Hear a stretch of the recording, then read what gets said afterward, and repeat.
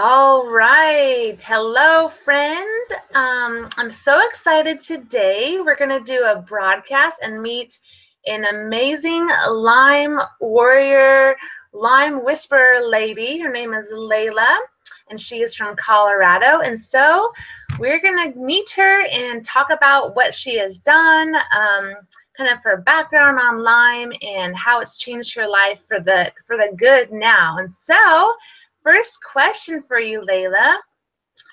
Tell us kind of just people want to know like your stats. So how long you've had Lyme, kind of what symptoms you have, if you name your co-infections, kind of any of that kind of stuff. So people just kind of like to know like how long have you had it?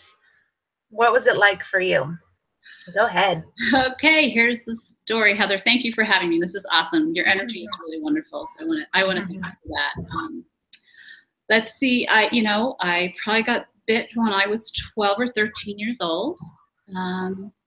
Didn't know about Lyme back then. That was probably, I'm going to date myself, 25 years ago. And so all through junior high school, pretty much my whole life, I struggled with fatigue, and then the fatigue went into chronic pain, and the pain went into horrible, horrendous migraines. And that was kind of normal for me. I had went to doctors here and there. My father took me to some specialists, and they basically told me it was in my head. There was nothing wrong with me. So I just kind of limped along. This was my norm. And back then there was really no understanding of Lyme disease.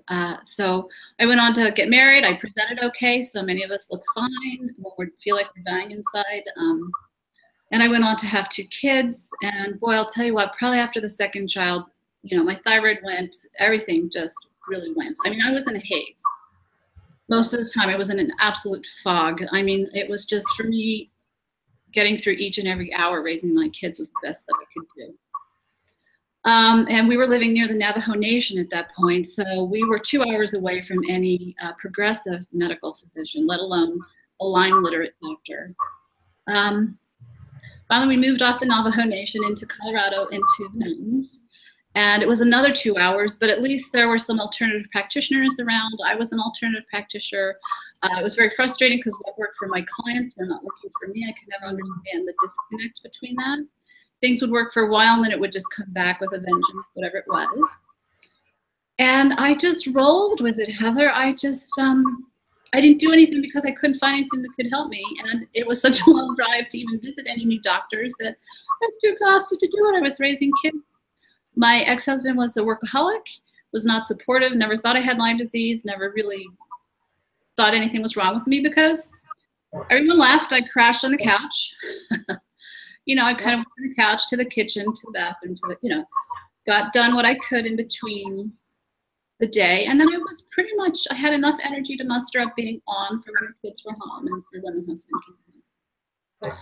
And then my breaking point, Heather, was just one day I just had enough. I'd heard about this woman who did muscle testing, and I've known about her for 3 years, and I just decided to go see her. What I had known from my past, when my kids had upper respiratory infections, I didn't do a lot of antibiotics, but once in a while, I personally would do them. And I noticed when I took Zithromax, I felt so normal. I remember thinking to myself, wow, I want to feel like this all the time. I looked forward to taking an antibiotic at that point, and I still didn't know what was going on. When I went to see the ART practitioner, autonomic response testing practitioner here in Colorado, she put me on the table, and I said, please, I don't want any antibiotics. I'm not sure what's going on. I think it's Lyme. And she tested me, and I was just riddled. Probably had it from the age of 12. I remember getting bit all the time in the summer. Yeah. And I said, I don't want antibiotics. She tested every herb, every homeopathic remedy, and finally said, I'm sorry. She said, I need to pull out my antibiotic test kit. And she found one that worked perfectly, and I didn't share any of my history with her. And I said, which one is it? And she said, it's Zithromax. The tears just started streaming down my eyes, because at that point I knew. Yeah. I didn't question the muscle testing. She nailed it. I knew it always felt better on that. And I went on that for 6 months, and it truly saved me. And I'm not a huge proponent of the antibiotics, but I think when you have it chronic and you've been at it long term, it was probably the only thing just that stabilized me for a while. So Yeah. like the rest of my work. Yeah. Yeah, So, it gives you that hope, like, okay, I can start getting better. I can, yeah, I have yeah. to actually look at my options and figure out what I wanted to do. And so it took another 2 to 3 years of, I'm not kidding, of seeing her every 6 weeks, every 2 months, just to peel off the layers, the babesia, the ehrlichia. I think there was some rickettsia, there was some malaria, it just went on and on and on. And I finally got to the point where, wow, I feel pretty normal, but I still wasn't feeling as well as I wanted to. So I started researching detox. Wow, what a concept. And one of my clients actually bought me a far infrared sauna, and another client bought me a lymphatic drain device, and I bought an ion cleanse. And once I integrated those pieces into my protocol, that's what really changed me and transformed me. Yeah, I think I see like so many people that even if they get a diagnosis and they're getting help from a regular, Lyme literate doctor, you still, like, you just know something is off in my body. And you have to go, like, what I call beyond the doctor. Do your own research, be your own advocate. Like, I see so many people too, they just kind of listen to the doctor. And I want to encourage people, like, listen to your body. Yes, doctors are full of amazing knowledge, but, dig deeper. If something doesn't work, try something else. Go get, if you've never been to getting muscle tested, get muscle tested. Find, whether it's antibiotics or herbal things or food things, like, find things, or detoxes and cleanse, like, find something that's going to get through those layers. And I love how you said layers, because it really is where, yeah, I'm feeling better after 6 months of antibiotics, but wait, I'm feeling this, like, urge. I know I'm to that point, like, I need to do a deep cleanse, whether it's parasites, who knows what's inside of me living, but you have that urge to just, like, clean out my body and get things so they're working on their own. So you did talk a lot. So you talked about many different options that you've used. Now, tell us a little bit, like, do you think there was a certain thing or product, whether it's antibiotics or the sauna or detox type stuff, like, is there anything that you think really stands out that's worked the best for you? Or do you think it really is this, like, conglomerate putting things together of your own protocol that works for your own body, that, like, get results for yourself? Oh, this. It's absolutely it is a complex, insidious disease, and it just requires layers. And it saddens my heart when I see clients or friends or people I know going in for their diagnosis and they want to take antibiotics, and they think it's going to be like a black and white situation. They think taking antibiotics for an infection, you're going to be fine in a little while. And what do you say to people like that? They really have to journey on through and hit their walls and get to a point where they're frustrated. And I don't want to jump ahead, but I do feel like Lyme is an opportunity to stop giving your power away to everyone outside of you. It really takes you and forces you to start listening to yourself, because if you don't, you're going to continue on that roller coaster of naturopath, nothing against the naturopath, alternative practitioners, Lyme doctors, infectious disease specialists, etc. And the lesson is to realign with yourself, come back home to yourself, and start to listen to you. And I always tell that to clients, and I'm jumping ahead, but how do you feel after you take it? How do you feel when you're around it? What was your experience of it when you took it? So it's a conglomerate, and it's just layers of infection. There's usually viruses under there. There's usually parasites under there. There's a tremendous need for detox. There's mold and mercury issues that always get tied in with it. And then there's the psychospiritual as well. So when you're feeling sick, it brings up all your emotional and mental trauma from your past, and you can certainly choose to victimize yourself when you're feeling sick all over again, or you can work through that psychospiritual. I think it forces you to do that so that you no longer feel like a victim, because if you stay in that rut or neural pathway, then you're never going to step up and advocate for yourself. Yeah. And I think, yeah, I hear you talking empowerment, and it's like, I know, and that's a really hard subject for some people, and they don't want to hear it, and they don't want to go, but that I think is the blessing in Lyme, because you really have to look at the positive. And I know I'm just speaking of my own experience only, and people that I've also heard of, the ones that have success stories for sure, they have grabbed onto that empowerment. And I am, you know, and that multi-layered, multi-leveled healing where, yeah, you can't just, you know, it's nothing. Yeah, go get any resource you can. If there's a doctor, they have a medicine, they can help you, that's great. But don't stop there. Keep going, keep looking, keep peeling those layers away.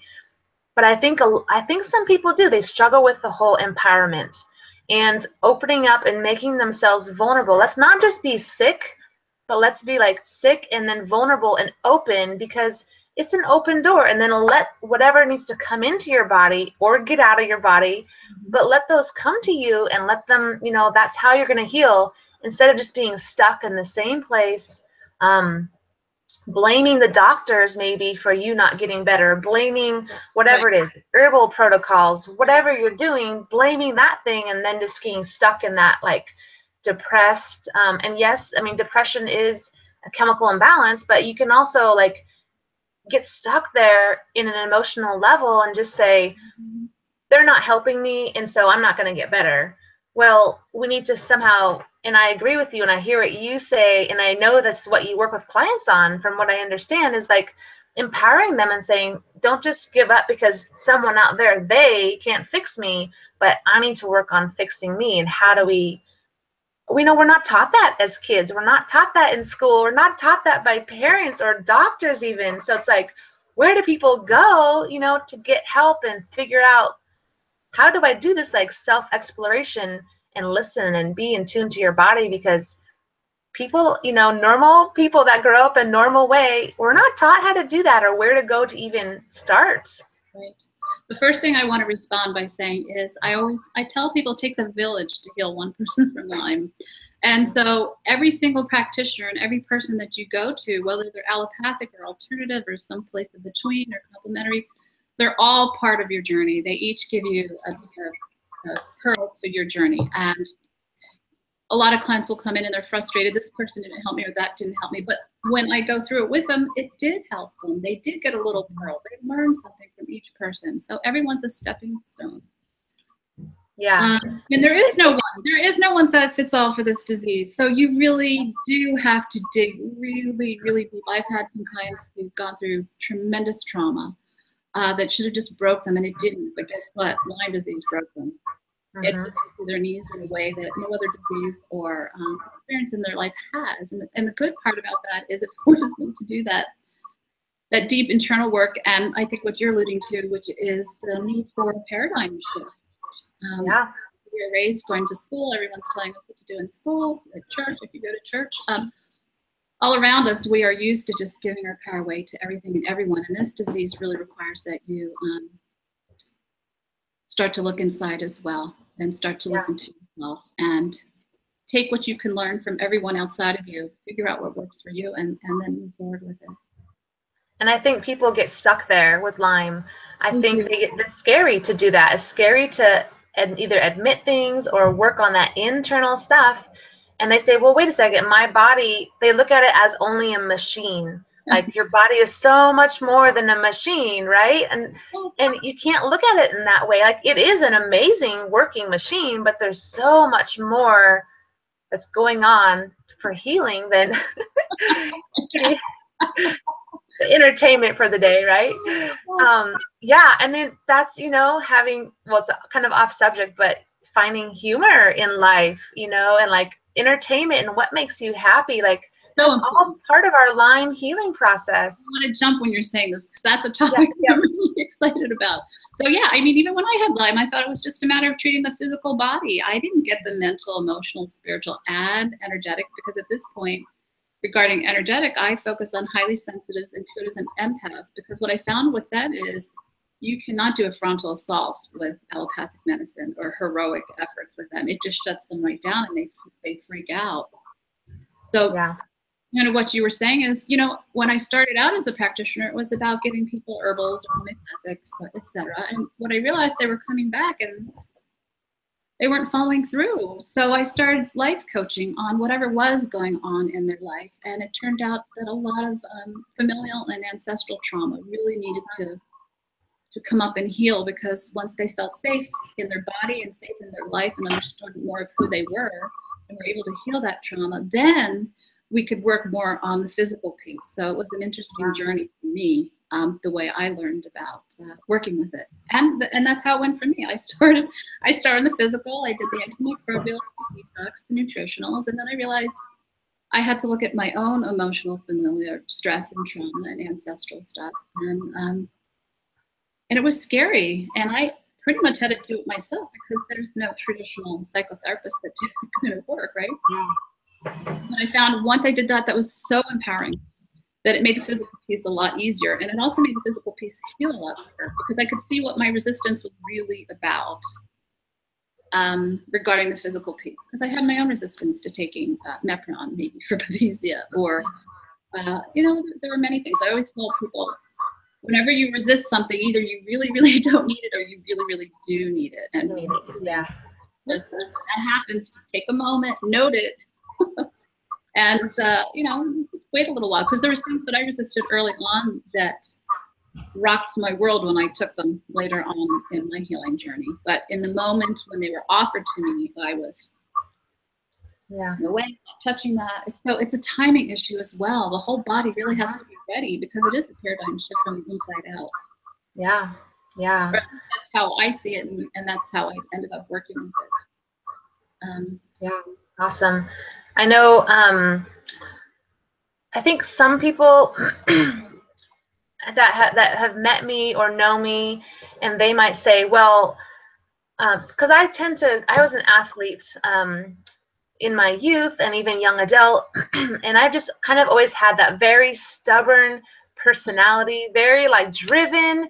So they say, well, you just have that personality, and you could just grab onto whatever you need to do, and you're gonna fight it. And that whole like fighting mentality, I guess, like not fighting in a terrible bloody way, but you know, like fighting like that go get 'em attitude. And yes, I think having Lyme and dealing with stuff for a while took that away from me.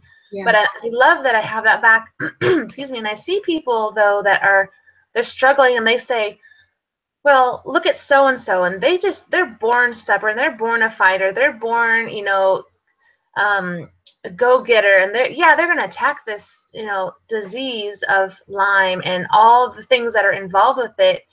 But you know, what would you say to somebody who doesn't feel like they don't have hope? I guess they don't have hope, and they're there thinking, I'm not a fighter, and I'm not this. Like, what do you say to people that are in that place where they really are, their body, physically, mentally, emotionally, spiritually, everything is run down? So how do you talk to people about getting up and like getting to that place where you're like, I want to be alive, I want hope? You know, what do you say to them? Yeah. Actually, a lot of the clients that I work with are at that place, and it's a beautiful place to be, because they've essentially given up, which means they've relinquished maybe a lot of their thoughts or ideas about their life and how it should go, or how they should be treating Lyme. The first thing, honestly, that I would do is work on the psychospiritual. I'd be wanting to track that victimization or pathway. Where did those thoughts come from? As well as, I go through their whole program. So I end up working, I don't know if we want to get into this, but I end up working with people in the country who have seen infectious disease specialists, Lyme medical doctors, naturopaths, alternative practitioners. There is a whole program, and there are so many different levels that you have to work on with this disease, that I really do about a half-hour conversation with them. And I have a knack for tracking what they're missing in their program. Mm-hmm. So a lot of people, even on the Lyme forums, they'll be doing detoxes and cleansings, but they're not using the far infrared. So they're only doing water-soluble detox, not fat-soluble detox. Mm-hmm. That makes a huge difference when you start doing the fat-soluble detox. A lot of clients, they're so low in minerals, their hormones aren't working. You want to build their immune system gently. You have to inspire them with hope, and give them a little kernel that really resonates with them. You know, just give them one thing that they can do that's going to start to make them feel better. Yeah. And that is why I do 4 and 6 month programs, because I used to just do it, you know, one session at a time. It wasn't fair to me and it wasn't fair to them. So I do at least 4 to 6 months of, these people need a lot of hand holding and they need coaching, support. So I offered all the things that I wanted when I had Lyme disease and I was living in isolated parts of the country. So, you know, to find a spark of inspiration for them. Usually someone who really understands them and really hears and who's been through what they've been through, that empathy piece. Yeah. Can give them that sense of hope. And especially when you give them maybe one product or one thing to take or do that they do, and it shifts them, it starts to give them some hope. But, you know, you really have to have the tools and the skills to work through that depression and sadness and victimization and frustration and anger. I mean, it's a package deal. It's a lot to work with all.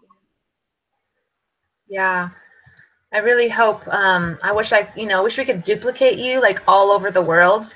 Yeah, it'd be amazing. And just, I think that's why I'm really passionate. I want people to be hearing other people, you know, not just from like a doctor's perspective, like that might be good too, but people who live with Lyme, like, and what they're doing to healing with it. And I'm getting people lined up. And what I'm noticing is that once they've gotten better, they just want to share it with the world. They want everyone else to be better. And it's not for profit or gain. It is for like, you know, like you said, you've had to learn it all on your own. Yeah. And, you know, so now you're building up to help others what you wish was there for you. Right. You know, so you know what to do. And I see that so many people that are successful and they're thriving, and despite dealing with Lyme, that they're going on to like bigger things in their life that they never thought that they would be doing, really. That's really the bottom line of my work, and I get really excited because early on I'll start planting the seeds. So what are you going to do when you heal from Lyme?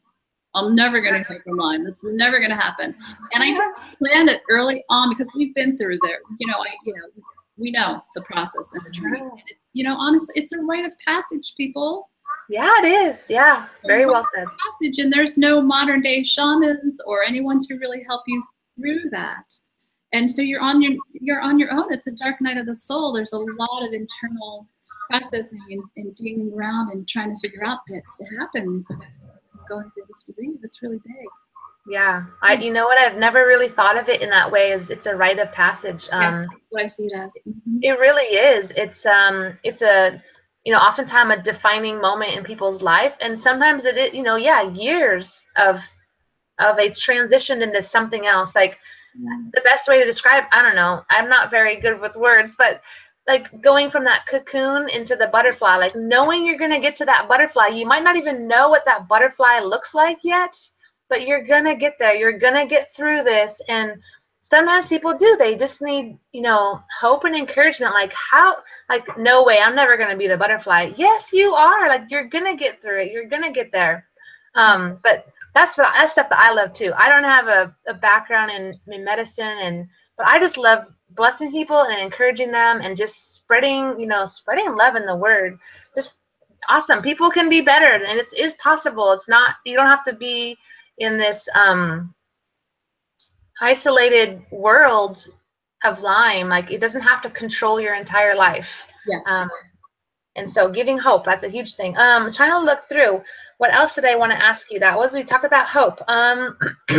Here's kind of a broad question, but we'll see, you know, where this leads. But we kind of talked about it a little bit, but how has Lyme changed your life? Whether that's personal, whether that's spiritual, metaphysical, whatever, like professional even, like how has it changed you, and how have you just like followed that path, the Lyme path? How have you followed that Lyme path, and where has it brought you to? Yeah, it's changed my whole life. It's impacted everything I do, and it continues to do, and it aggravates me sometimes. I have a cat that's whipping through here, sorry. That's all right. I don't know if you can hear, but I can hear her just having a blast. Yeah, no, I can't hear. We can only see, not hear. Every single level. I mean, physically, mentally, emotionally, spiritually, energetically. I've had to do my life completely differently than most people. I wasn't able to finish college. I wasn't able to finish all sorts of programs. I mean, the way that I thought my life was going to go completely shifted into around. I mean, you know, a 360, and I'm grateful for it. And there's still some days when I'm pretty pissed off about it. I really question some of the choices I made. And as I healed from Lyme, gosh, I was like, yes, now I can go do what I really want and love to do. But I was at an age and a place in life where I couldn't go back anymore. Yeah. Everyone asked me this question, you know, will I be the same as I was before I had Lyme? And I said, absolutely not. Yeah. Your energy will be better, but it will be different. Your perspective of life will be different. Everything in your life will be different. I had 2 health and wellness centers, and when I got better from Lyme, I thought, that's it. I don't want to deal with Lyme anymore. Hooray, I'm going to go off and do some other things. But what I came to find was it's what I knew inside and out, and there was such a need for it. And I still have to manage my energy. I still have to watch every little thing I eat. I mean, I'm still constantly tweaking. I was pretty mercury poisoned from dental fillings. And was not ever able to do any heavy duty mercury cleansing because it just, my pathways couldn't handle it. So I've had to just take things very slowly and do them gently. Yeah. So becoming a Lyme coach was just a perfect niche for me. Yeah. I don't know if I answered the question. I kind of got lost. No.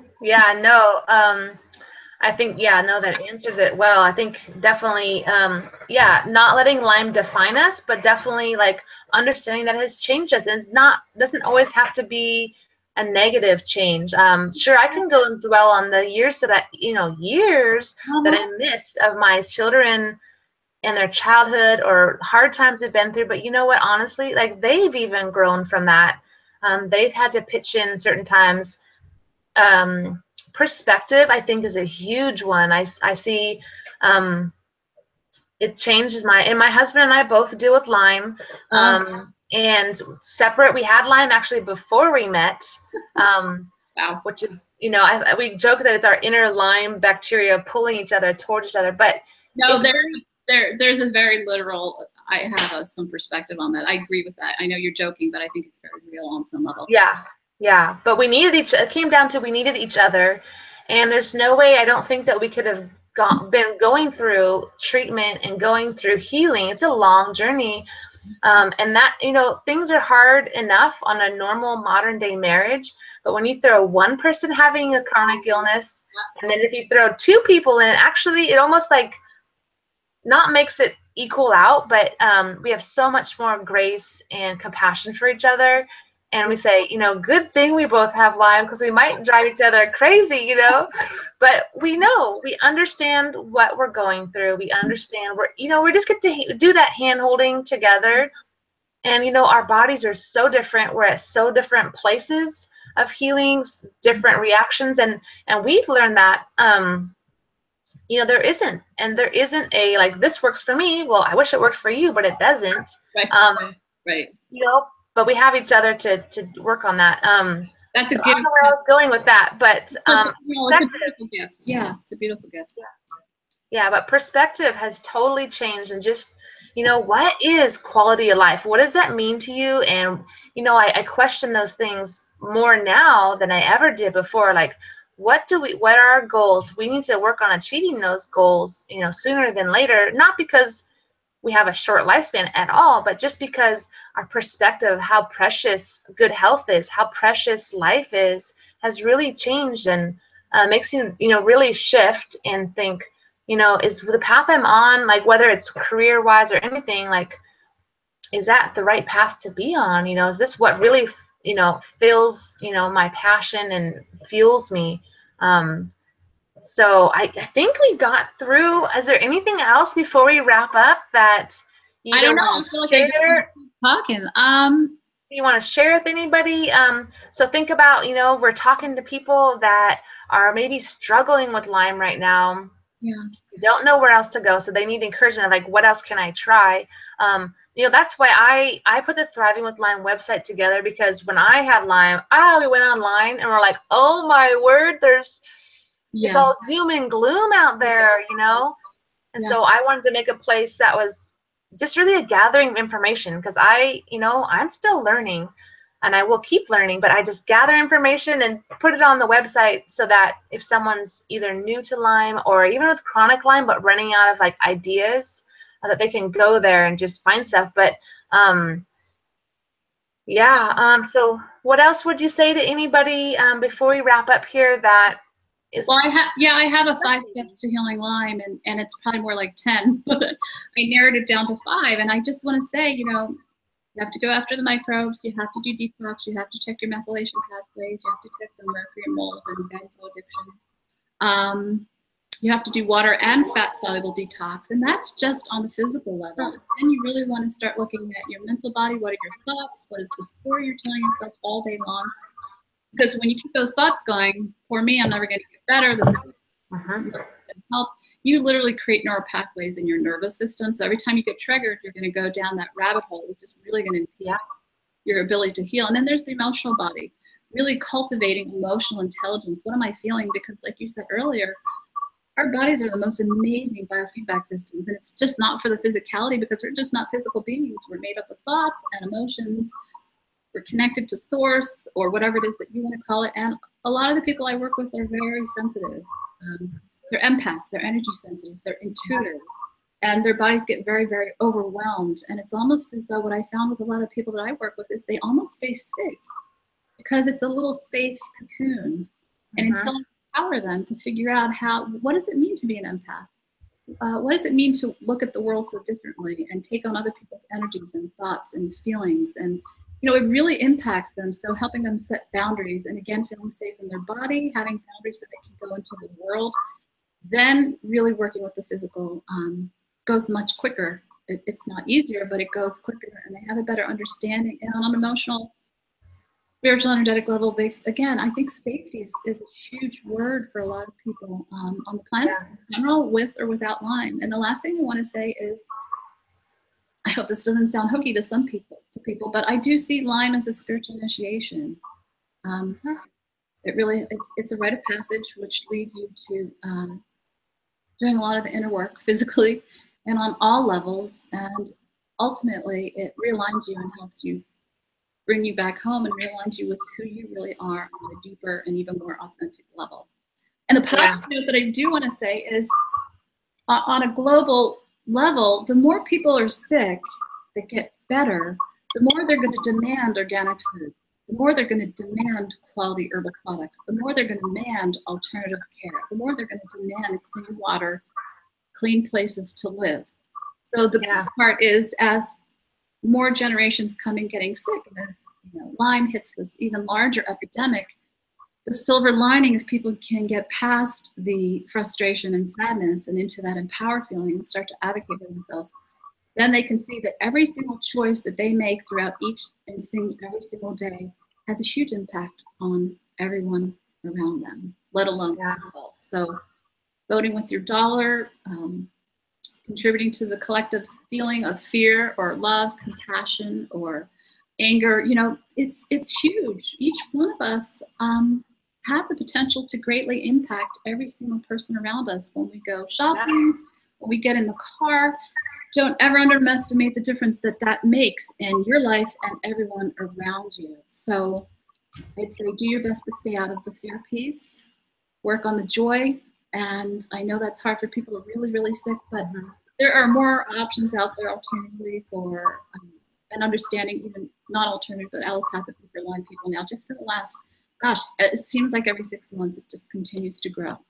So there's way more ops out there than there ever were when I was going through it. So that is the beauty of it. Yeah. And one thing I love is that our ability to communicate on a global scale, or just sharing things like this, instead of me getting information from the short interview, we get to go then share your knowledge to anyone out there who wants to listen, who's ready to listen to it. And they can something hopefully will trigger in our other friends out there that are dealing with Lyme, or a loved one that's dealing with Lyme. Hopefully something in this interview will just trigger with them and say, I think I know what my next step is I need to do, or I need to dig deeper or something. And so that's what I love, is that, it's not just for you and I to gain something, but now, I kind of have a love-hate thing with modern technology. Right. I would love to just go be a hermit in the woods, but I'm working on embracing like technology, because I want to share things with people. I want to pass on information. I want to empower others. And you are doing all of that stuff. And it's just so, I love what you're doing. I'm so excited that I got to meet you and visit with you. And I thank you so much for being a part of, you're my first interview of this. I'm hoping it's going to be a series. I'm just going to see where it goes, but you're my first one. So I'm so excited. And share this with other I would people. love to do a series on the 5 steps to healing where I just go through each one of the steps and break it down. And that, you know, that'll give your audience a couple of pearls that, like you said, they're going to hear something and go, oh, I did that, but oh, that's what I'm missing. And that's a little piece of hope. And when people have that hope and they implement that and then they actually feel better, oh, I'm just getting chills, then it just you know, evolves into other more beautiful things. And there is hope for any of you out there suffering from Lyme. There is hope. Yeah, for sure, for sure. And there's living proof of hope. And so I see too many people that get better. They might go on to just conquer the world and do amazing things, but sometimes they just get better and they don't talk about it. And I want people to come out of the woodwork that have put their Lyme in remission, and then they're functioning in a normal life, somewhat normal, hopefully better life, and get them interacting with those that need that hope and encouragement. And so, yeah, in the future, we'll set up a time to talk about doing more. Yeah. So I love to, you know, it's interesting you brought that up because I love to empower my clients with, so I had a midwife who had Lyme. So now she's specializing in Lyme with her midwifery, right? Awesome. And stories just go on. I had a psychotherapist, and now she's specializing in Lyme with her psychotherapy work because she knows intimately what it's like to go through the dark night of the soul and come out the other end. She's done her work. So I empower most of my clients to take that Lyme knowledge and their experience with that and integrate it in whatever way they feel comfortable, because they have learned skills and tool sets that the rest of the population does not have. Yeah. So yeah, for sure. It's a gift, and Lyme is a teacher. It's always there coming at you saying, okay, you need to do something differently, or we're going to keep you in this pain and inflammation, or we're not going to let you sleep. So yeah, it's your teacher and your best friend. You need to look at it. You don't need to, but it's best from that perspective. And I've had some people get very frustrated with me when I said that, but again, they've been very on in their journey. So yeah, let's all be good students. Okay.